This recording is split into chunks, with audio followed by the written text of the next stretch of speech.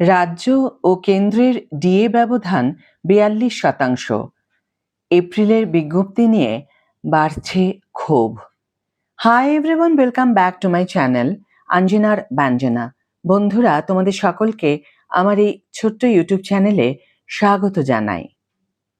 পশ্চিমবঙ্গ রাজ্য সরকারি কর্মীদের বকেয়া মহার্ঘ ভাতা অর্থাৎ ডিএ নিয়ে টালবাহানা নতুন করে বিতর্ক উস্কে দিয়েছে।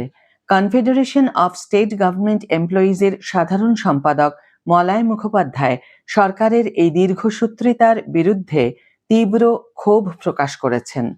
তার মতে, বারবার প্রতিশ্রুতি দেওয়া সত্ত্বেও কর্মীরা তাদের প্রাপ্য অধিকার থেকে নিয়মিত বঞ্চিত হচ্ছেন। রাজ্য বাজেটে মুখ্যমন্ত্রী মমতা বন্দ্যোপাধ্যায়ের উপস্থিতিতেই অর্থমন্ত্রী ঘোষণা করেছিলেন 2026 সালের এপ্রিল থেকে রাজ্য সরকারি কর্মীরা অতিরিক্ত 4% হারে ডিএ পাবেন। কিন্তু এপ্রিল পেরিয়ে গেলেও সরকারি বিজ্ঞপ্তি বা মেমো না আসায় কর্মীদের মধ্যে অসন্তোষ দানা বেঁধেছে। অনেকেরই এপ্রিল মাসের বেতনে এই বর্ধিত ডিএ না মেলায় হতাশা বাড়ছে। মলয় মুখোপাধ্যায়ের কথায়, বিধানসভার মতো জায়গায় দাঁড়িয়ে সরকার কোনো ঘোষণা করলে তা দ্রুত কার্যকর করা উচিত। এই গড়িমসি কর্মীদের মনোবল ভেঙে দিচ্ছে। কেন্দ্রীয় সরকারি কর্মীদের সঙ্গে রাজ্য সরকারি কর্মীদের ডিএর যে বড় ফারাক তৈরি হয়েছে তা মেটানোর কোনো সুস্পষ্ট পথরেখা সরকারের কাছে নেই বলেও তিনি অভিযোগ করেন। বর্তমান ডিএর হার রাজ্যে 18%, কেন্দ্রীয় সরকারি ডিএর হার 60%, মোট বকেয়া ব্যবধান 42%। প্রস্তাবিত কার্যকরের তারিখ 1 এপ্রিল 2026। এই অনিশ্চয়তা কর্মীদের জীবনযাত্রা ও আর্থিক পরিকল্পনায় বড় আঘাত হেনেছে। বাজারে নিত্য প্রয়োজনীয় জিনিসের দাম যেভাবে বাড়ছে তাতে ডিএ না পাওয়াটা কর্মীদের কাছে অসম্মানজনক। তাদের স্পষ্ট কথা, ডিএ কোনো করুণা নয়, এটি কর্মীদের মৌলিক আইনি অধিকার, যা সুপ্রিম কোর্টের রায়ে স্পষ্ট হয়েছে। প্রশাসনিক ক্ষেত্রে এই ঢিলেঢালা ভাব কাজের গতিকেও ধীর করে দিচ্ছে।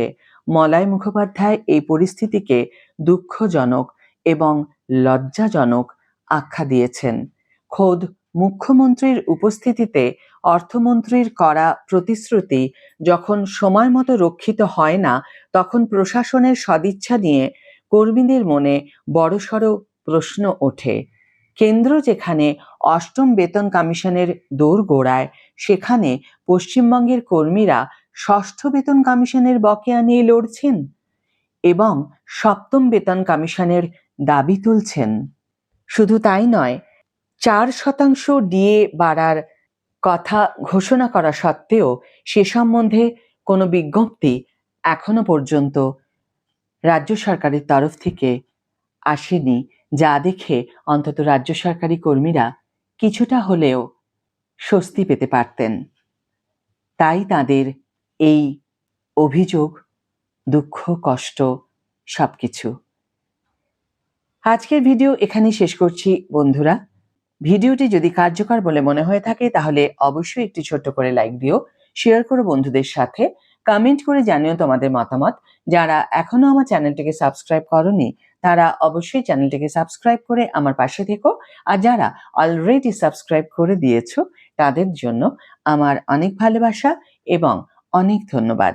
আজ তাহলে বিদায় বন্ধু, দেখা হবে পরের ভিডিওতে। ভালো থেকো, সুস্থ থেকো, সঙ্গে থেকো।